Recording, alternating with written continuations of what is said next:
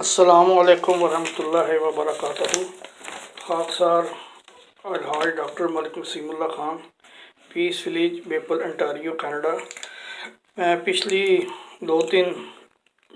پچھلی تین آڈیو کیسٹوں میں حضرت مولوی عبد المغنی خان صاحب کی وفات کے بعد ان کے جو بیٹے نے عبد المنان صاحب نے جو الفضل 12 اپریل 2022 بروز منگل جو مضمون لکھا تھا اس کی آخری قسط پیش کر رہا ہوں۔ اب یہ ہے کہ حضرت صاحبزادہ مرزا شریف احمد صاحب کی شفقت۔ اچھا، ان دنوں چونکہ گرمی کافی تھی اس لیے چنیوٹ سے برف کے کئی بلاکس منگوا لیے گئے۔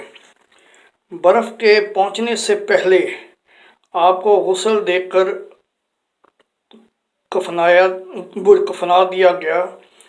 برف کے آتے ہی آپ کی چارپائی کے ارد گرد بلاکس رکھ دیے گئے۔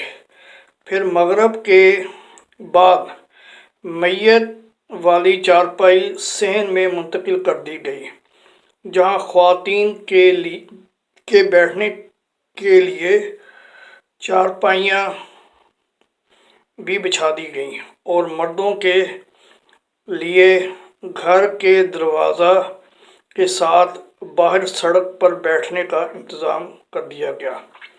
خاکسار چند دوستوں کے ساتھ گھر کے باہر بیٹھا تھا، تاہم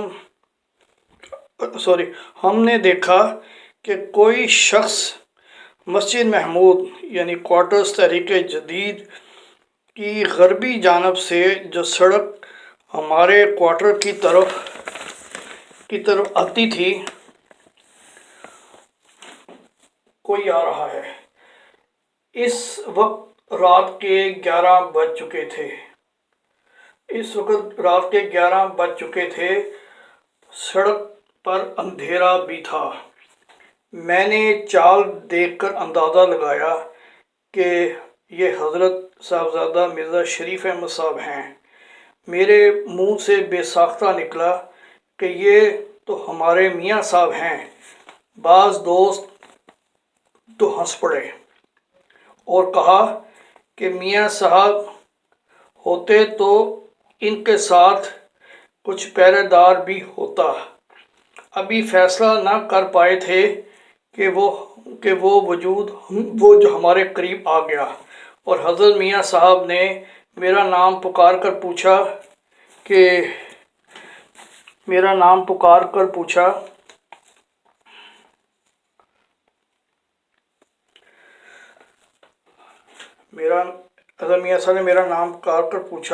عبد المنان کہاں ہے؟ میں نے بآواز بلند جواب دیا کہ میں حاضر ہوں، اور آپ کی طرف دوڑا، مصافحہ کیا۔ آپ پوچھنے لگے میت کہاں رکھی ہے؟ مجھے دکھاؤ۔ میں اس فکر میں سو نہیں سکا کہ تم نے میت ٹھیک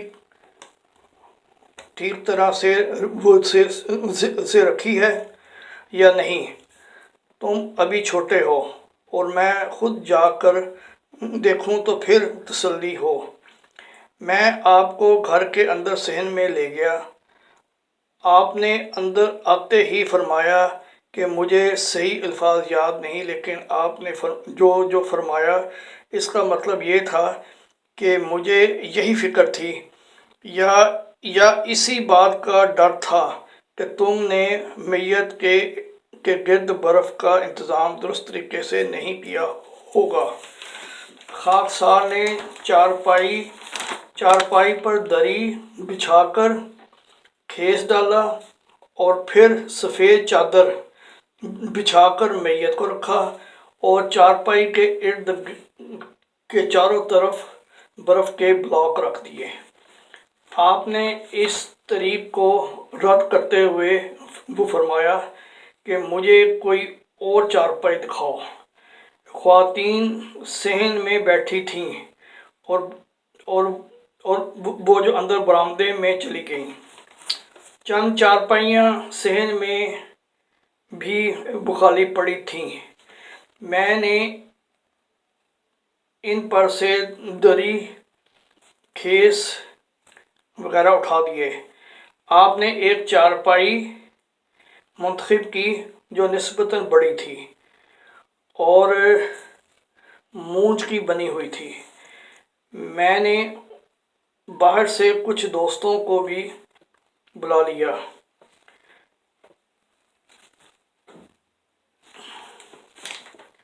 جس تختے پر غسل دیا تھا وہ بھی گھر میں ہی پڑا تھا۔ حضرت میاں صاحب نے وہ تختہ ایک جگہ بچھوا کر اس پر برف کا بلاک رکھوایا۔ آپ نے جو چارپائی پسند کی تھی اس کو کھڑی خالی چارپائی پر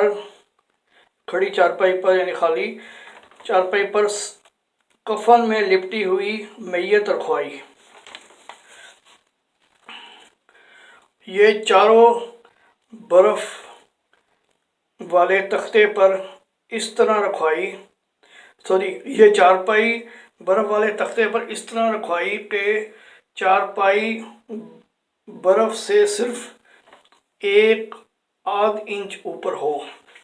چارپائی کے نیچے تختے پر جس قدر برف آ سکتی تھی رکھ دی گئی۔ اب چارپائی کی پیٹیوں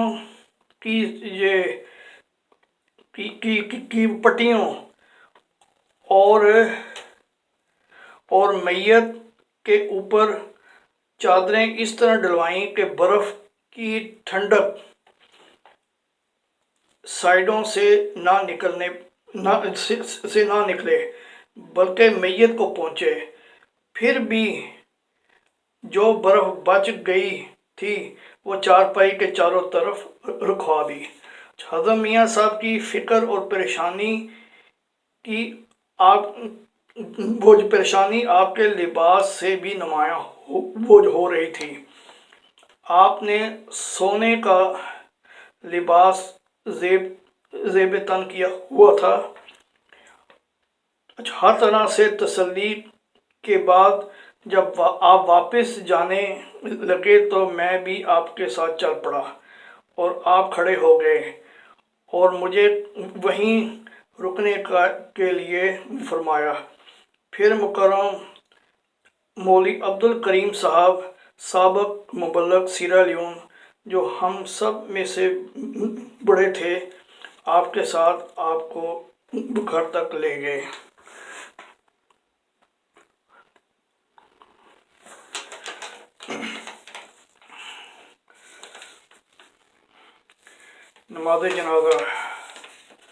نماز جنازہ میں بزرگان سلسلہ اور احباب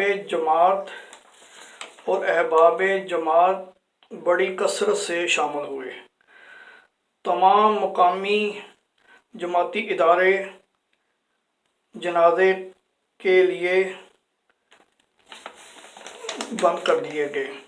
تعلیم الاسلام ہائی اسکول کے طلباء بھی اپنے اساتذہ کی معیت میں شامل ہوئے اور بیشتی مقبرہ کے میدان میں حضرت صاحبزادہ مرزا بشیر احمد صاحب نے نماز جنازہ پڑھائی۔ ابھی لمبا ہے تو باقی میں اگلی قسط میں آپ کے ساتھ شیئر کرتا ہوں۔